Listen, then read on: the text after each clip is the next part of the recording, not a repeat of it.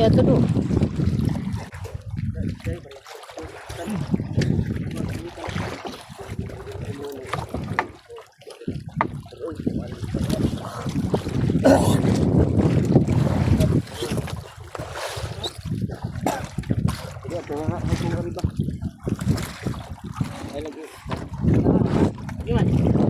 Ayo, ako na itago sa riba.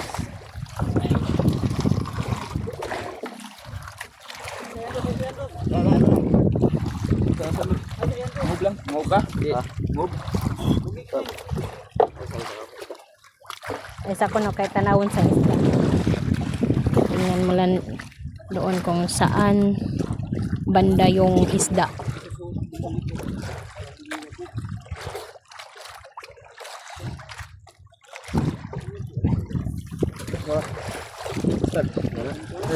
Plaster. Yung forma. Kita.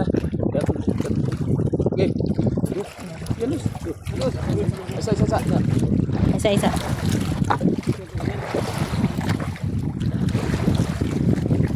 So, ganito ang may isda na likom. Likom ang tawag nito sa amin. Ang signal na yung kung sa kantong kapitan.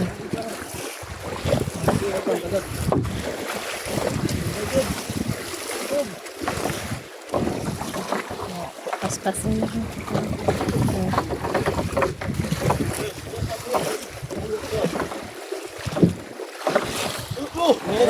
Tuyo kay wala nang PC.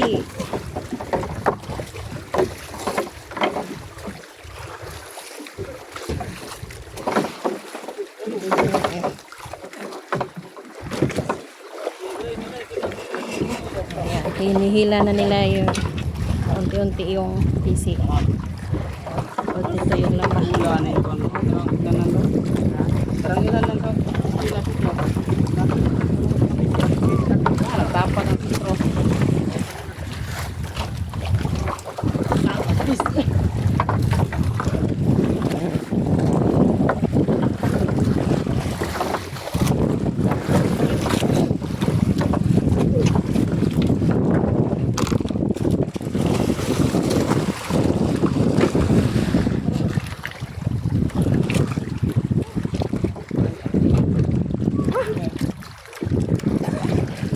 Naikot na nila yung lambat o nahulog na nila.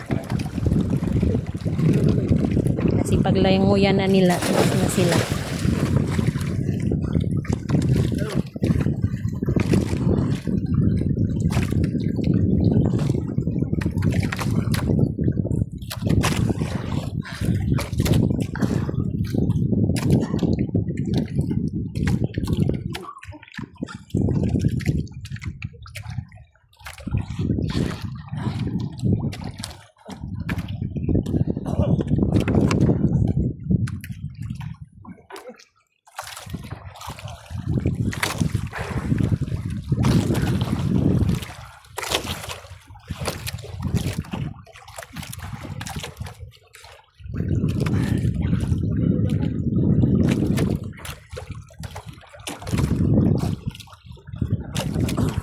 Inihila na nila paunti-unti yung lambat papunta dito sa antol.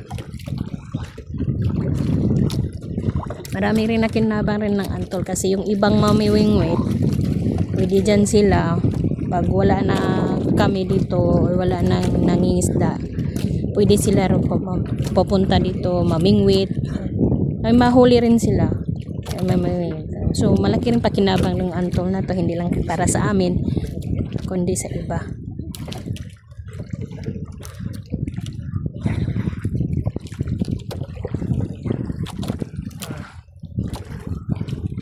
Paunti-unti na nila yung nihila yung lambat hanggang yan. Tingnan o. Diba? So ganito ang pangisda na likom mga kaisla. Sa amin dito kadalasan ganito yung kasi mas yung mahulin to mga karabalyas. Karabalyas ang huli nito mga kaisla. Putput, ganyan, mga luhaw, pag may maligaw na yung mga mamsa ay paldong-paldo. Malaki kasi yung ano na mamsa. Yung mga gold ba. Pag may naligaw doon sa antol na sumisilong.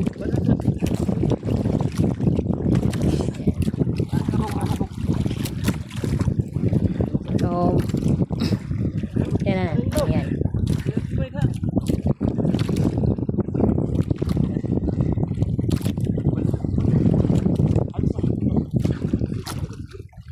Potpot or sapsap, karabalyas.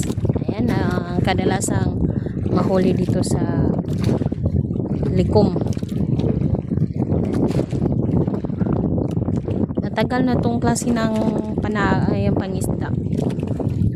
Kahit na ako maliit pa, yung iba meron namatay na yung kinaunahang na ano nito nakapundar ng likom or klase talaga.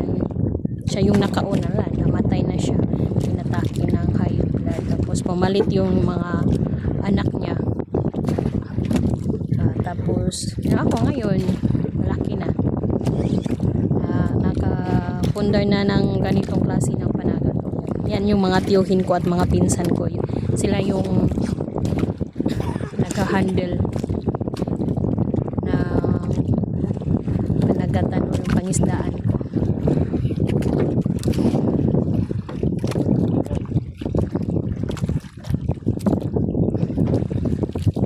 Kasi kailangan mayroon kang arise, mayroon kang bosero dito kasi siya yung titingin doon sa ilalim kung may isda. Yan. Kasi pag wala kang bosero, wala, hindi mo rin to magagamit yung klase na panagat. Yung bosero, siya yung titingin din sa ilalim, siya yung sumisisid sa ilalim kung plaster ba yung lambat mo, kung saan papunta yung isda. Yan. Sa amin tatlo sila, yung dalawa kong tiyuhin at yung pinsan ko. Magpalitan lang sila kung sino ang magdadala sa tangke o yung oxygen.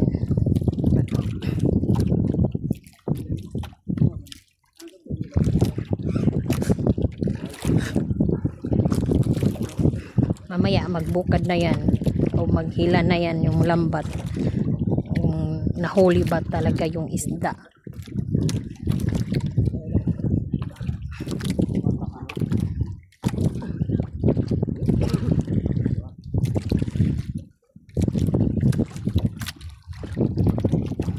Ito yung isla namin doon. Yeah. So nagsisignal na hila. Oh, hila. Nihila na nila yung pisi. Oh, yan. Nagsihilahan na sila. So, yan. Gamit yung damba, yung kawayan. Yung nasa gitna. Dahil dyan sila aapak. Dahil sila tumutungtong. Hinihila na lang yung unang lambat na hinulog. Ayan na, diba? Lumutaw na yung pata, hinihila na nila. Tapos yan, dyan makikita kung nandyan ba yung isda, may huli ba talaga sila.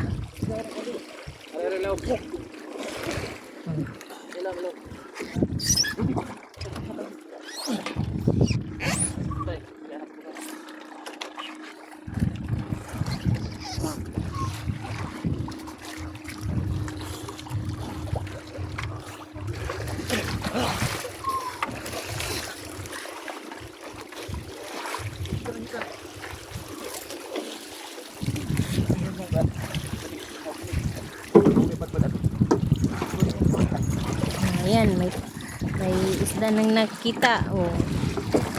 Yan, di ba? Oh, karabalyas. Natuy siya, natuy. Oh. Nagisi na yung lambat nila. Medyo yan, gabok na siya. Yan. Tingnan natin. Oh, may karabalyas na ulit sa lambat. Oh, tingnan natin sa ilalim. Yung pinakailan, nasa ibabaw kasi yan eh.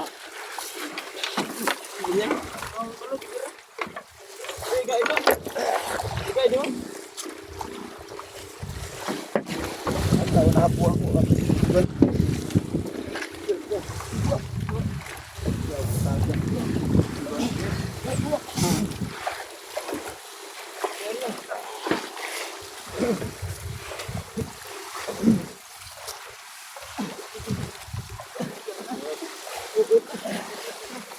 Yan, dahon na ng buli.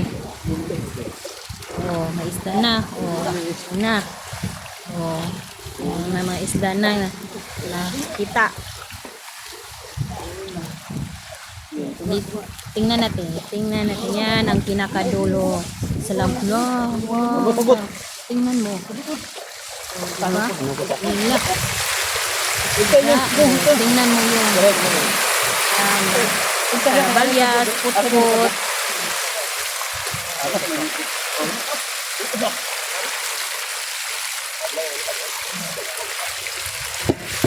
Yan, ang saya-saya nila.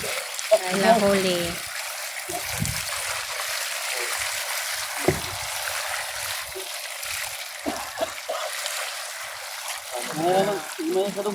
Gracias. Oh, pinukuhan lang yung nukos. Oh, nukos. Uulamin nila yan. Fresh na fresh.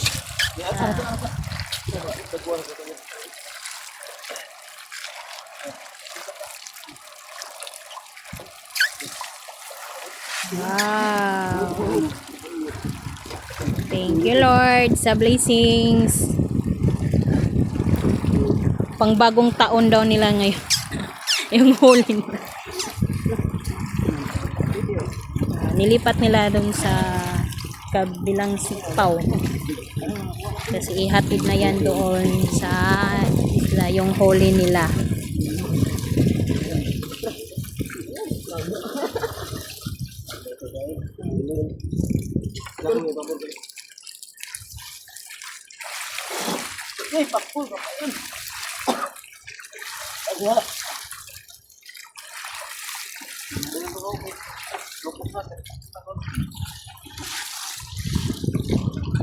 Paldo. Paldos na paldo. Ay pang bagong taon na daw sila.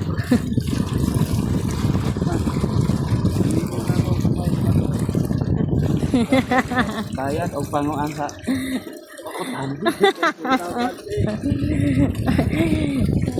Babasko ba pambayad daw sa utang.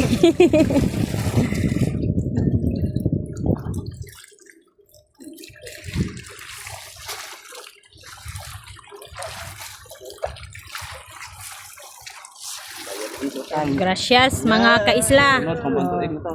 Thank you. Thank you very much. Yeah, yay. So, iuwi na namin yan doon sa isla para matimbang na sila. Ilang kilo lahat ang kuha nila. Okay. Tapos, i-plaster na nila yan.